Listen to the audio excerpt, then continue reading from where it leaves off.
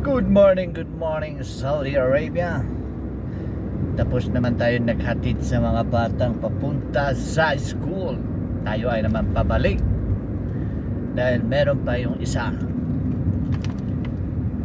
Yung isang kapatid nila ay tulog pa kasi. Kaya hindi nakisabay.